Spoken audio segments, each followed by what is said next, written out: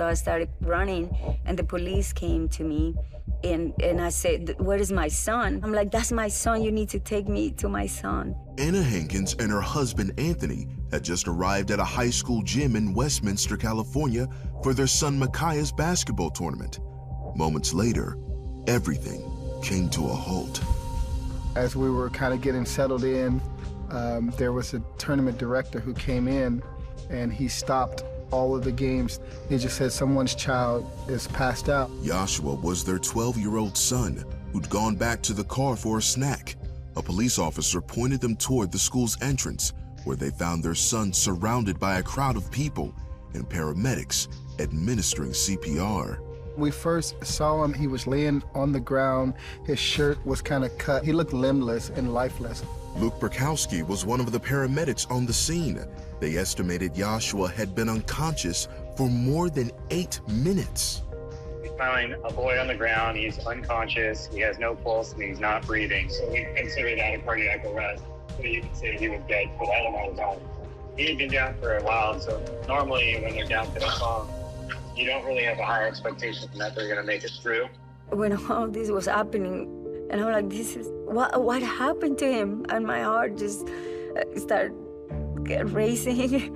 I couldn't understand. It was really confusing. The only thing that I remember saying was, "Your kingdom come, your will be done."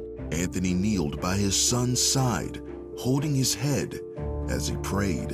I just spoke to his body and told it to come to life. I commanded Yoshua to live and told him that he would live and not die and declare the works of the Lord. I spoke life to his body and commanded his spirit to come alive. I didn't realize at the time that that was the first breath he took.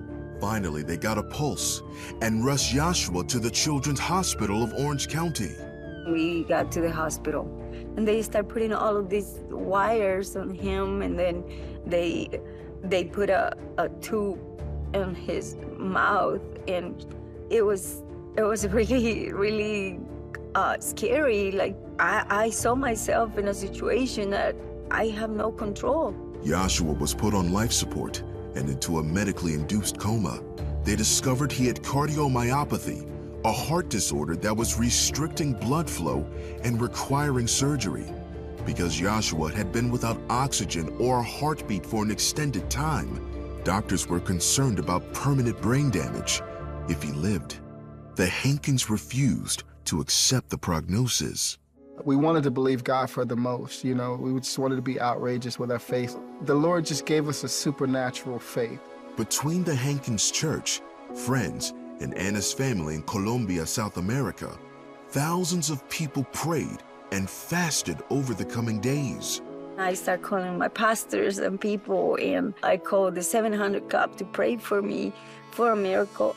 It had been almost a week since Yoshua's collapse when doctors performed the surgery.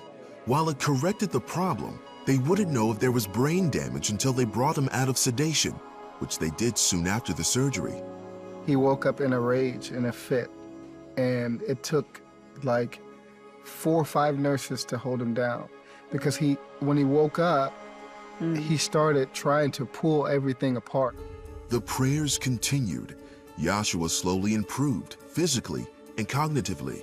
He doesn't remember much about his ordeal, but there was one thing that stuck with him. My parents' faith helps me to build my own faith. Without them, I probably wouldn't even be here. As simple as that. The Hankins are grateful that God's hands were on their son every step of the way. It could have happened any time, they said. My faith, of course, has increased. Is solid. I believe him for anything. Even receiving all of the reports from the doctors in terms of brain damage from, not receiving oxygen to the brain, him potentially being a vegetable, potentially not even waking up from the coma, not being able to walk or have his faculties. And God just, miraculously reversed all of those potentials and said, this is my child, and he is the healed of the Lord. Although Yoshua still sees a cardiologist, he's had no heart episodes since and says the experience has brought him closer to God. He and his parents attribute his recovery to faith, prayer, and God's healing touch. The amount of boldness that it takes to even pray in a public setting like that, commanding the body to come to life, it's like, it takes a lot of boldness. Now what I do is I run 20 minutes nonstop because my heart can do that now, and I can like play 2 basketball games without any serious problems. When I look back on my story, I feel like mostly joyful because I'm alive, and I began to understand that God wasn't finished. He wasn't finished with the job that he started in me, so I'm gonna pursue it till the day of Christ.